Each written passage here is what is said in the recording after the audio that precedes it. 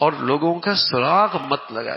چھپے عیبوں کی پردہ دری حرام ہے. چھپے عیبوں پہ پردہ ڈالنا ضروری ہے. کسی کے عیب چھپی ہوئی ہیں اس کی پردہ دری ہمارا دین اس کی اجازت حرام ہے. حرام ہے.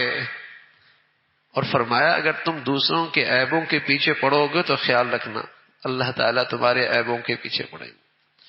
اور جس کے عیبوں کے پیچھے اللہ پڑ جائیں تو پھر اسے گھر بٹھا کر بھی گھر رکھ کر بھی اسے رسوا کر دیتے. پھر گھر بیٹھے بھی رسوا ہو جاتا. تو اگر کسی کے عیب ہیں کمزوریاں ہیں اور وہ چھپی ہوئی ہیں تو اس پہ پردہ ڈالو. اس پہ پردہ ڈالو اور اس کو رسوا نہ کرو. اس کے عیبوں کو مت پھیلاؤ. ستر پوشی ضروری ہے اور پردہ دری حرام ہے.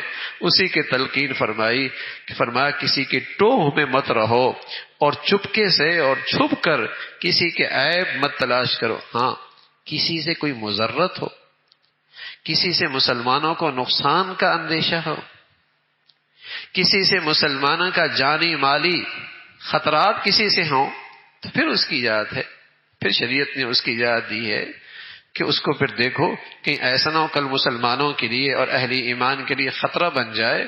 ورنہ عام زندگی کے اندر کسی کی باتیں سنتے رہنا, کسی کی باتیں ٹائپ کر لینا اور کسی کے میسج دیکھتے رہنا اور کسی کی چیزیں ارے میاں ہاں اس کی پرائیویسی ہوتی ہے, اس کی کوئی ذاتی زندگی ہوتی ہے, اس کی اپنی نجی زندگی ہوتی ہے, اس کی اپنی نجی زندگی ہوتی ہے.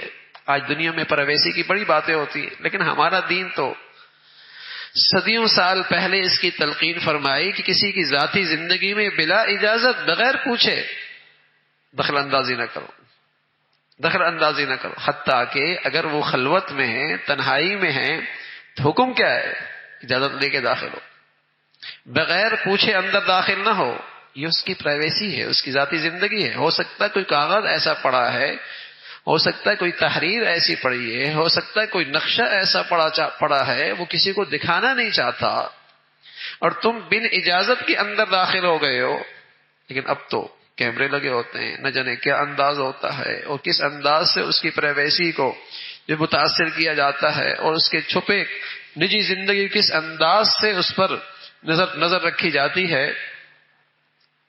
تو ہمارا دین ایسا نہیں. ہمارا دین تو کہتا ہے ہر ایک کے حقوق ہیں اور اس کی اپنی نجی زندگی کی حفاظت, نجی زندگی اس کا حق ہے, اس کی حفاظت ہو. الا یہ کہ اگر خطرات ہیں اور میں عرض کیا کہ مسلمانوں میں اس سے کوئی مضرات پہنچنے والے ہیں اور مسلمانوں کے لیے کوئی خطرات ہیں, پھر شریعت نے حدود کے اندر رہ کر اس کی اجازت دی ہے.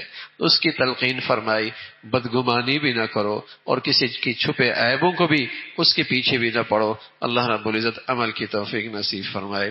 اللہم لک الحمد کلو.